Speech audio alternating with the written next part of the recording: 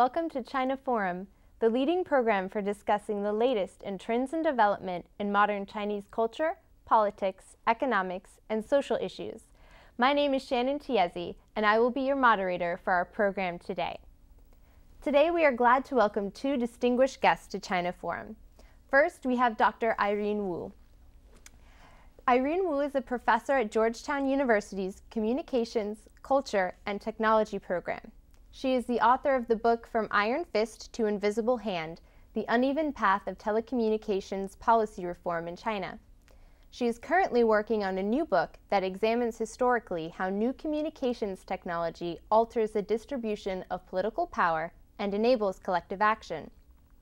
While she is speaking today in her academic and not in her official capacity, Dr. Wu is also a researcher at the Federal Communications Commission, specializing in consumer information issues, international broadband adoption trends, and the impact of the internet on the news industry.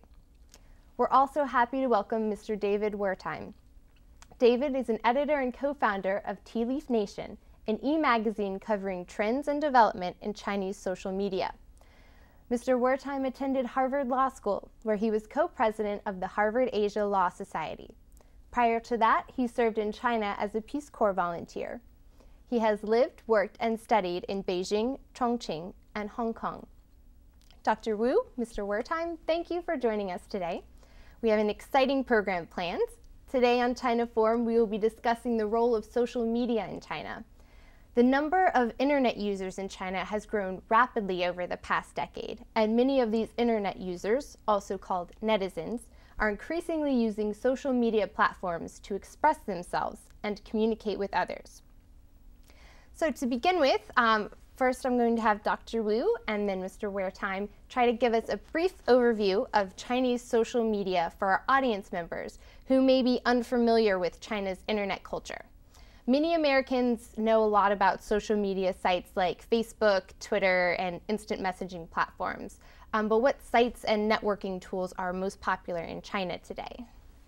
Well, I think social media in China is like a parallel universe to what we experience here in the United States. A lot of the applications that here in the US we're used to using are not available in China for one reason or another. And so applications entrepreneurs have developed there in China. So there are applications that allow friends to connect with each other, like Renren and others. There's a microblogging website like Weibo. There are even pinboard sites like Meilishua and video sharing sites like Tudou and Youku that have emerged now. I would just add that in particular, I think the Weibo platforms are important. And out of all the Weibo platforms, in particular Sina, their Weibo platform has about 300 million users. I believe about 100 million tweets are generated per day on the site. So it really is sort of the 500-pound gorilla of Chinese social media. Okay, well, speaking more about Weibo, the Chinese Internet Network Information Center issued a report in 2011, as they do every year. The interesting thing about this report was they said almost 50% of internet users in China are using various Weibos, microblogs, which we're familiar with as Twitter. This is up from 13.8% of users in 2010. So obviously, the percentage of people on Weibo has skyrocketed over the past year. So with the rapid growing popularity of Weibo, what does that tell us about internet culture in China? And how is social media changing the way people talk to each other? I think the closest available cognate to Weibo is indeed Twitter. But I also think that its social role in China is outsized compared to the social role that Twitter plays in the United States. So Weibo is, I think, a platform for the closest thing that China has to free speech and free debate.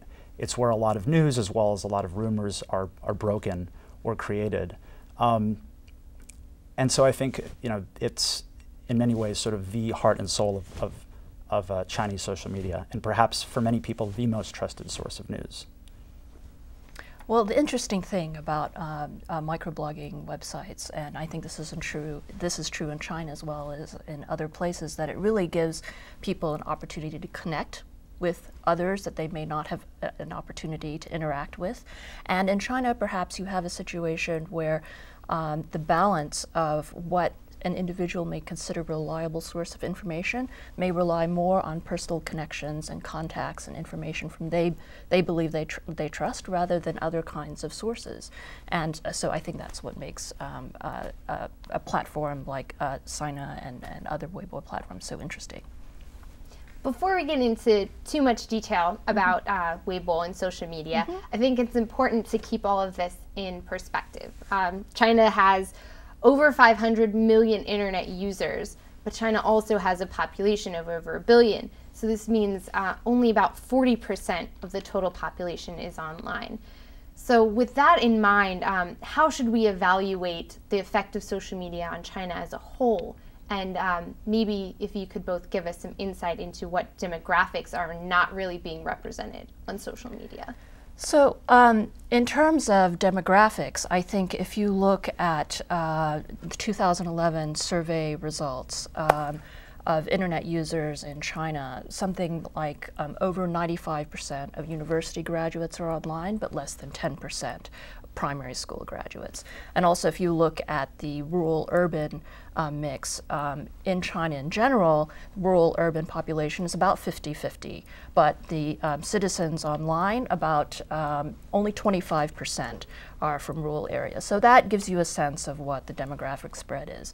But as to the impact of social media, I think it's one element of a larger media ecosystem. And so even in other parts of the world, like the Arab Spring in early 2011, social media had a very important role in distributing information that connected to television, that connected to newspapers, and all of that interacts with each other to spread information in society in a different way. And I think in many cases, the presence of a story on Chinese social media actually pressures the mainstream to issue some kind of report or some kind of acknowledgement of events that otherwise would be completely covered up. One other thing I would add is that these numbers are obviously changing. So, China's internet penetration is growing quite fast. I believe it's projected to reach 50% of all Chinese by the year 2015. And I also read that out of that growth, 1 out of every 3 additional internet users will be rural. So I think it's important to note that clearly it is disproportionate, disproportionately urban, disproportionately educated, disproportionately young, but I think that those numbers are going to change over time. I want to go back to something that I think you both mentioned, which is the relationship between social media and more traditional news media. And as we know, there are a lot of stories that kind of get broken on social media. One of the more famous examples recently being the Bo Xilai case. A lot of rumors that were swirling around on Weibo ended up being confirmed later by the traditional news. So what exactly is the relationship? Is it more of a competition between the two, or is Weibo kind of augmenting these official news outlets? The so-called mainstream and social media are in some ways, intentionally or not, vying for the hearts and minds of Chinese people, in particular its internet users. I think the early tally shows that the victor is quite clear, actually. It's social media, or more broadly speaking, the internet. So, in particular, among educated, urban, young users, the internet is far and away the most trusted source of information. And then after that, television is a distant second, and newspapers are a distant third. So I think there's a clear separation. The problem, of course, is that you do get, you have many rumors which turn out not to be rumors, but to be breaking news, and then you have rumors which turn out to just be ridiculous and unfounded rumors. And so really, everyone who is a user of Chinese social media has to be their own sort of tea leaf reader, and they have to be savvy enough to distinguish what's true from what isn't. And that's not always easy. I have an old newspaper story to tell. So about 10 years ago, when I was doing field work in China, I spoke to a young journalist in Shanghai, and she described to me what the situation was at the time, that there was a factory accident outside the city, and she knew that, you know, official guidance was going to come down as to how to cover the story. So what she would do is she would scramble to get out to the area where the accident was and try to cover the story and file her story before the official guidance would come down. So that's the kind of pressure that journalists have always been under in China, and I think that's what's going on in the traditional media. It's different with social media. And now if they miss that cutoff, they can simply wander onto Weibo as an anonymous user, tweet the information, yes. and once it's out, it's out. Yeah. I want to go back to this idea of censorship, which the Chinese government has a long history of doing. Could you give us an overview of how social media is different than traditional media when it comes to censorship practices and policies? Well, in a way, I think the censorship policies that have applied to books and to newspapers and magazines and television are gradually being extended to the newer kinds of media. So I tend to see it as kind of a continuum. I think that something that's interesting about the regime in China related to media online is that the telecom infrastructure in China is relatively new. It's really a product of the 1980s reforms and was constructed largely in the 1990s and more recently. So the way the infrastructure is built is that there are a limited number of gateways between China and the rest of the world, and that controls much of its connectivity, global connectivity to the internet. So the government's levers to control the internet traffic between China and the rest of the world are greater than in most other countries. But there are a lot of ways around it still. Those who have not had a chance to case China's social media, I think, would be quite surprised at the level of candor that they find online. A lot of criticism of the government is simply allowed to stay, especially where it doesn't threaten to lead to any collective action. I also think what's interesting, and I don't hear discussed a lot, is that, you know, the system of censorship when it comes to, in particular, print media and some other mainstream outlets, is basically a system of what, right, American scholars would call prior restraint, right, where you have to have it vetted beforehand, you have to get clearance beforehand. But Weibo doesn't work that way, right? So you can have your tweet deleted, which is usually the toughest, stiffest penalty that you're going to face. But that's after it's already been published and already been seen and already perhaps been retweeted. So I think that it creates a much more fluid environment, which China's censors have, you know, found impossible to manage with airtight certainty. It's interesting that even though I've said that the censorship regime is expanding in its scope, that if you do look over 3 decades, the freedom of expression that people have is certainly greater. So there have been cycles of repression and liberalization, but the long-term trend has been to greater freedom. So it's a cycle thing to watch. Yeah.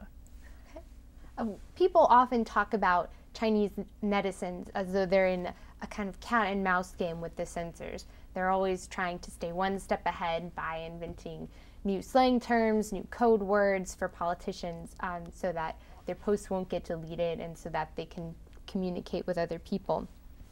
So how effective, given this, are the Chinese government's efforts to censor or harmonize millions of netizens? And long term, is this a feasible strategy for coping with social media? Where the rubber meets the road, where Weibo and Chinese social media meet the real world, can they stop people or prevent people from taking to the streets or doing something else? And I think that is the focus.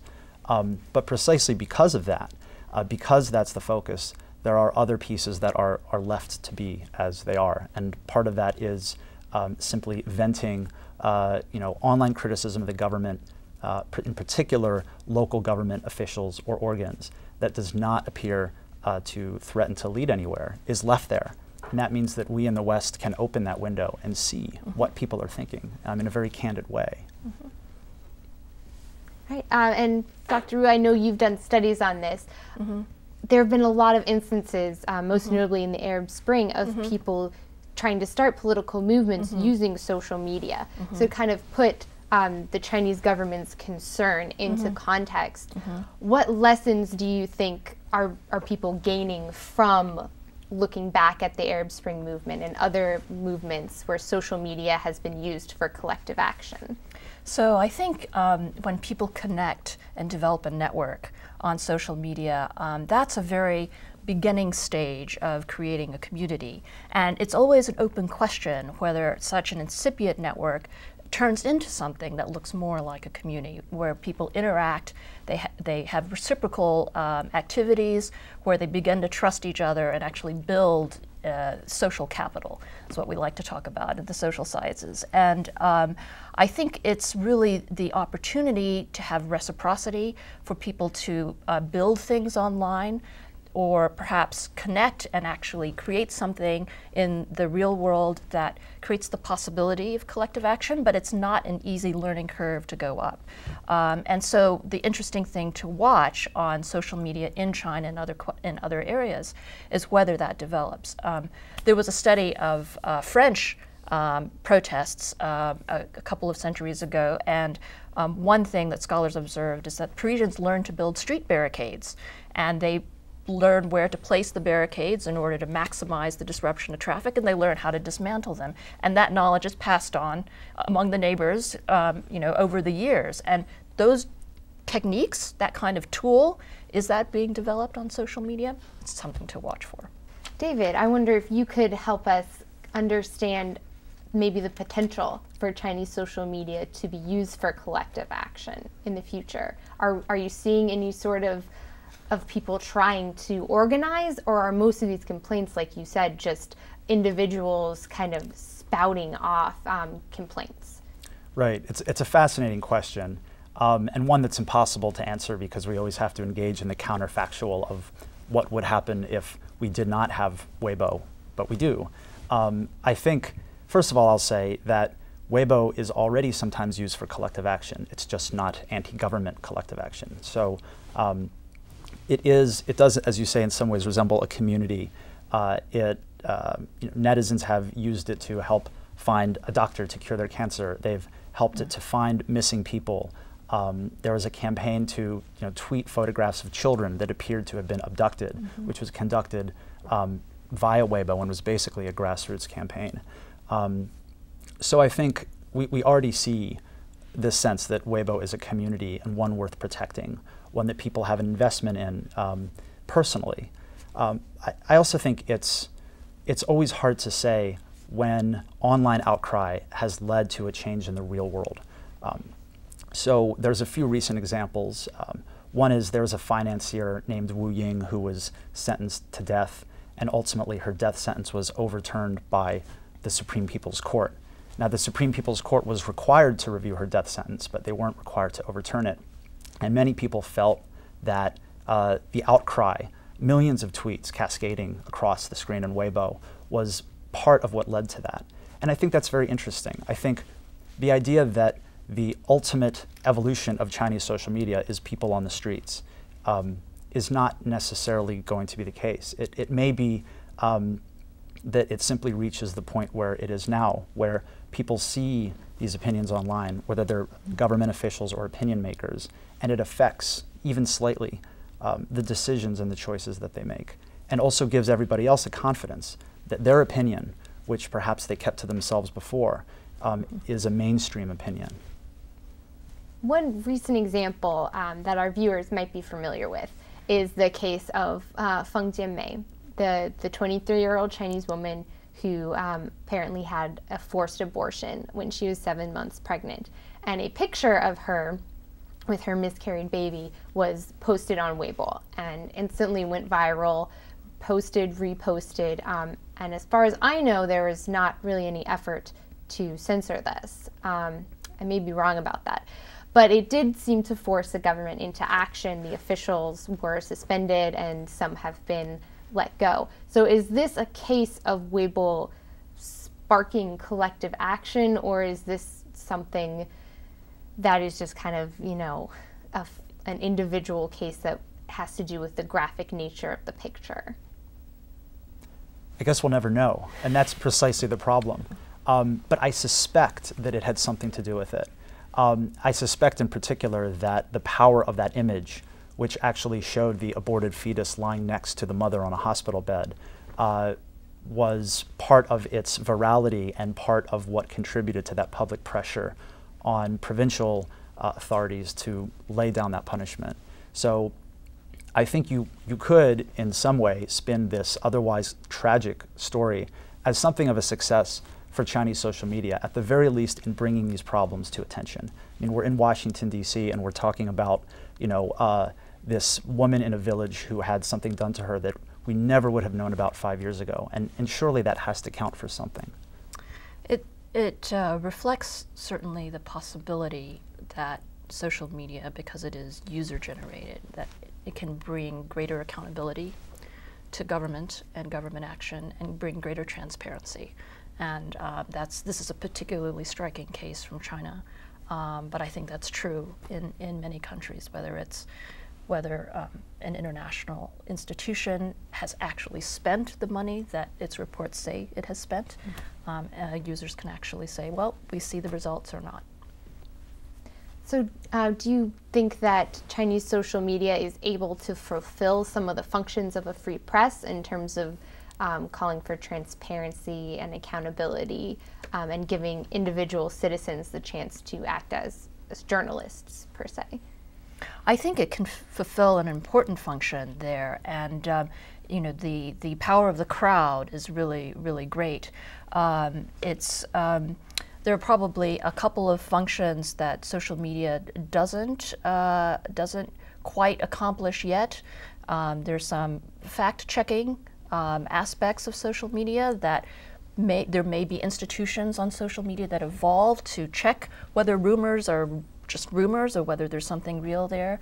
And there are probably some stories that are long-term and require greater expertise to combat corporate corruption and so forth. But the just simply checking whether some governments are doing what they said that they would do, what the real situation on the ground is, I think social media is a great source for that. Okay. Obviously, they have to kind of fight the government's efforts of censorship. And I know you've written about this on Tea Leaf Nation, David, the government's real name restriction, which they're basically trying to eliminate the anonymous user on Weibo. They want everyone to be signed up with their name. Could you tell us a little bit more about this and maybe talk about what effect, if any, you think this is having on the Weibo community? Yeah. The short answer is I don't think it has had the chilling effect on speech, at least yet, that maybe some people anticipated or feared. Part of that is that the big opinion makers on Sina Weibo in particular were already using their real names. And those who are lower in the proverbial pecking order continue to basically tweet whatever they want because they know that the stiffest punishment will be to have the tweet deleted. So I analogize that to, if the penalty for shoplifting is you have to put it back, you might as well try and see what happens. And I think that's what happens with these tweets. The other thing is the way in which it was implemented. It's being gradually implemented. So just as a test, last week I was in Boston and I signed up for a Weibo account and I didn't use any identifying information at all. So if you're not in some of these early cities, then you are still not subject to that. And finally, Sina Corporation in particular has dragged its feet in the early implementation of this, because we have to remember that the government is negotiating with Sina, which is in turn negotiating with its own users. So it's not as simple as government diktat being passed down. I was wondering, Dr. Wu, if you could address this from a business standpoint, kind of the way David ended, which is that Sina is a business. They are trying to make money, and to do that, they need a lot of users that are happy with the system. So how does kind of the business world in this social media affect censorship efforts and which company is able to attract the most users? So, when these kinds of directives come down, I think if there is competition in the market among different platforms, that certainly will have an effect on how it's implemented, because if one company puts a lot of restrictions on its users and its users don't like it, if they have a choice, they can go to another platform. And while there are these platforms that are predominant in China, users in China still sometimes are able to access global platforms as well. That is not completely blocked off, it's just not as easy. So I think the competition in the marketplace for these kinds of platforms is an extremely important dynamic that puts a kind of constraint on what the government can try to implement. And also, another aspect of this is we've been talking about these new media and social media as political fora, but actually primarily they are commercial fora. It's people want to find out what goods and services to buy. I think a lot of these platforms are going to rely on advertising. So in that sense, whether they succeed as businesses really depends on how well they are able to do in that arena, and the political part is one piece of it. To close off, I wanted to ask you guys about all of the rumors of reform that are going around. China's entering a new leadership period this fall, and the old leadership has been talking a lot about economic reforms, political reforms. Do you think that maybe social media, internet freedom reforms are on the table? And if so, what sort of relaxations might we see? I think it's certainly very hard to speculate. I don't have any direct line to these policymakers, but I would be surprised if major public reform of these policies were on the list, or high on the list at any rate. I mean, first of all, I think the Chinese authorities like the fact that the Twitter and Facebook counterparts within China are all on servers that are in Beijing, where they have control. I think if they are going to loosen censorship policies, there won't be any announcement. It will just be a gradual loosening of the reins over time, perhaps with the government occasionally putting its foot down, just to remind everyone who's boss, which they've done from time to time. But I don't think we'll ever even know when it happens. It will just be this gradual evolution. The short answer is I don't know, but I have been, my interest has been piqued in the last several weeks because I've come across a question twice whether how Chinese culture is perceived here in the United States. A lot of the Chinese culture that Americans experience is not directly from the People's Republic of China. A lot of it is pre-1949. When there are contemporary art exhibits here, there's always discussion of the constraints that the artists are under. Xinhua, the government news agency, is making enormous investments in the United States. There's a huge sign in Times Square in New York City, but it doesn't really have the impact that a lot of public broadcasters have. And I think the supports that are special from the government to this sector in China, and also the constraints, are handicaps when these companies come out to the United States. So if China wants to increase its soft power, maybe some of this has to begin at home. All right. Well, you've definitely given us a lot to consider, and I would like to encourage our users to keep doing more research on social media sites in China, because there's way more to know than we were able to talk about in our short half-an-hour discussion. But thank you so much, Dr. Wu and Mr. Wertheim, for joining us today. Thank you. It's been a pleasure having you, and I hope we can have you on again soon. And to our viewers, thank you for joining us on China Forum, and we will see you next time.